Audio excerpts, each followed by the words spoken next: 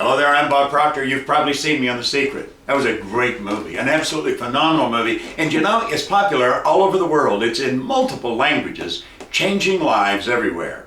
I have gone all over the world speaking on speaking engagements primarily because of The Secret. Now, I've been in this business for 40 years. Right now, I'm standing in the middle of my library. This is my favorite place. Do you know, Earl Nightingale said, if you surround your mind with greatness, some of it's going to rub off. Well, hopefully, some of it has rubbed off on me.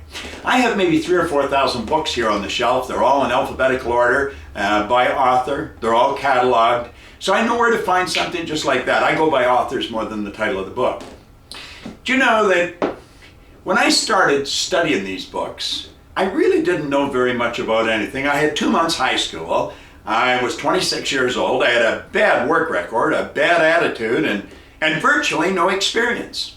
And you know, in a relatively short period of time, my income went from $4,000 to $175,000 a year. Then it went over $1 million. Now people say, well, how'd you do that? Well, you know, in Napoleon Hill's book, Think and Grow Rich, he said, now right here we come to a rather strange fact. We tend to minimize the things we can do, the goals we can accomplish, and for some equally strange reason, we think other people can accomplish things that we cannot. And he points out that there's a difference between wishing for a thing and being ready to receive them. He said no one's ready for a thing until they believe that they can acquire it. The state of mind must be belief and not mere hope or wish. Now, he goes on to caution us. He said open-mindedness is essential to belief. Closed minds will not inspire faith, courage, or belief. And he winds this up by saying something that just about blew my mind. He said, remember, no more effort is required in order to aim high in life, to demand abundance and prosperity, than is required to accept misery and poverty. Well, you know, that information really played on my mind. And I began to study it. I began to study this concept of belief. You know, what's it all about? You'll find it in the Bible, the Bhagavad Gita, the Quran, the Torah, all the great books, all the self-help books. They tell you got to believe. In fact, you go back around 1900, the great American psychologist William James, he said, believe and your belief will actually create the fact. Think about that. How do you develop belief? Well, I was sitting with a mentor of mine in a hotel one day, and we were just chatting back and forth, and he said something. I said, wait a minute, what'd you say? He said, our belief system is based upon our evaluation of something. And frequently when we reevaluate a situation, our belief about that situation will change completely. Well, what he just did was give me the answer to something I had been trying to figure out. You know, I take my income from $4,000 to over $1 million, but I didn't know what I had done. And as he said that, it started to fall into place because I had been looking, and I had been looking for 9 years trying to figure out why I changed. That's what got me studying the books and going to programs, and there's not much about the mind that I really don't understand. Now, I've been studying it for close to 50 years. And he said, our belief about something is based upon our evaluation. See, what I had been doing was reevaluating who I was. And do you know, when you reevaluate who you are not your report card. You are not your balance sheet. You're not the last evaluation that you got from somebody you work for. You're so much more than that. Think of this for a moment. Do you know that your brain is an electronic switching station? And you, the real you, has the ability to, like that, activate brain cells and change the vibration you're in.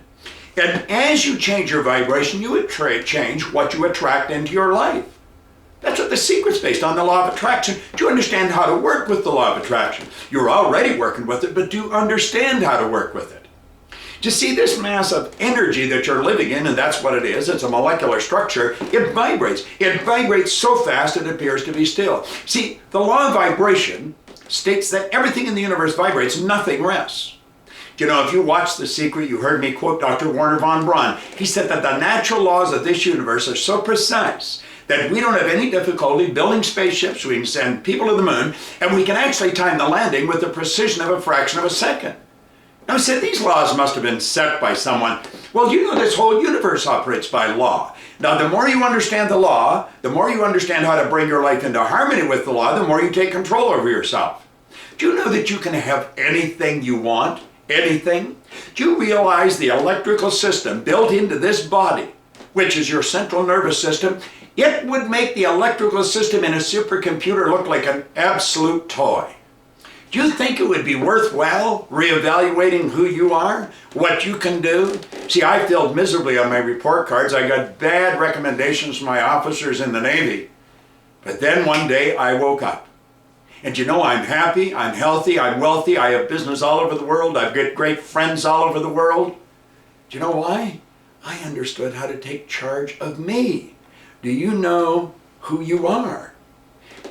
You know, I heard Bill Gove one time say, if I want to be free, I've got to be me.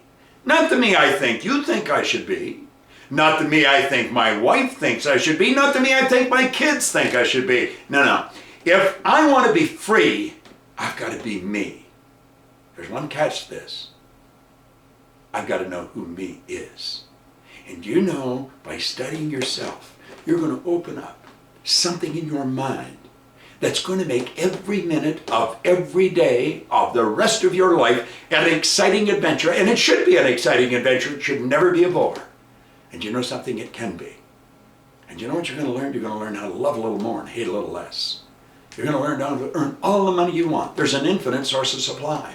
There's no shortage of money. And don't let the economy control you. You've got to control the economy. Don't listen to those guys on the news, reading the paper. Nah. You control the economy in here. Do you know during the worst depression there was people earning millions?